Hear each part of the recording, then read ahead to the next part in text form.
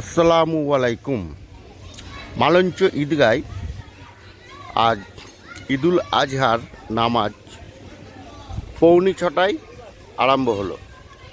তো আপনারা দেখছেন মালঞ্চ ঈদগাহ থেকে সরাসরি মালঞ্চ ঈদগার কিছু প্রতিচ্ছবি। এই যে বয়স্ক মানুষগুলোকে দেখছেন,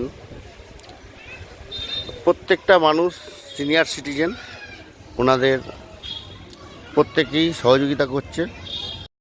চলুন ঈদগায় আমাদের ইমাম সাহেব আব্দুল হাফিজ সাহেব, ওনার কিছু কথোপকথন আপনাদের শোনাবো। এখন দেখছেন মালঞ্চ ঈদগায় একদম কানায় কানায় ভর্তি। বাইরেও প্রচুর লোক বসেছিল, বাইরেও অনেকেই নামাজ পড়েছে। তো তার কিছু ফুটেজ আপনাদের দেখানোর চেষ্টা করব মালঞ্চ ঈদগাহ থেকে। সরাসরি আপনারা দেখুন এবং হাফিজ সাহেবের সংক্ষিপ্ত বক্তব্য আপনাদের সামনে তুলে ধরার চেষ্টা করব। আজ 17/6/2024 মালঞ্চ ঈদগায় পৌনি 6টায় ঈদুল আজহার নামাজ আরম্ভ হলো। চলুন আব্দুল হাফিজ সাহেব কি বলছেন আমরা একটু ওনার কথোপকথন।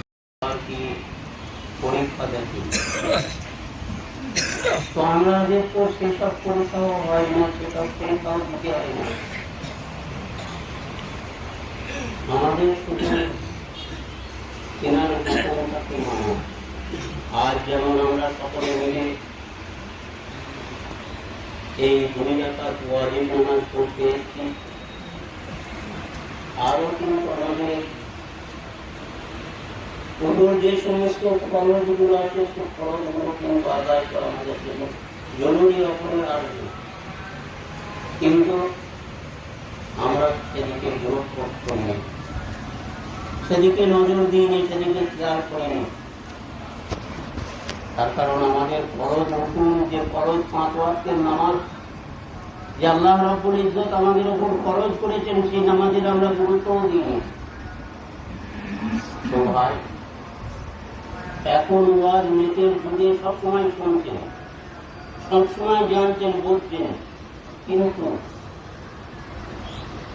এই টাইমে এই সময়ে শোনার সাথে সাথে সেটা দিলের ভেতর গেঁথে নিয়ে চিন্তা করতে হবে যে আমায় এই কাজটা করতে হবে আল্লাহর হুকুম।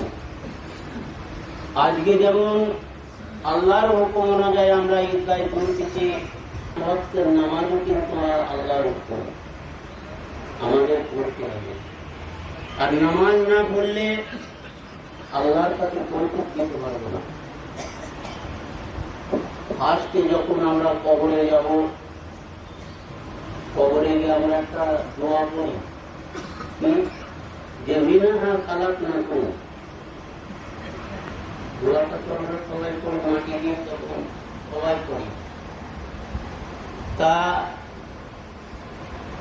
ওই দোয়ার মধ্যে এসছে যে মিনাহা খালাকনাকুম। দিতে গিয়েছিলেন তখন নমরুদ কিন্তু অস্বীকার করে দিয়েছিল, নমরুদ মানেনি। তার জন্য নমরুদ কি করেছিল, ইব্রাহিম আলাইহিস সালামকে চরকের দ্বারা আগুনে ফেলা হয়েছে।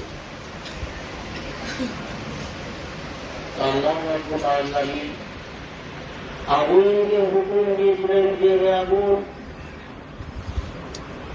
তোমার অভ্যাস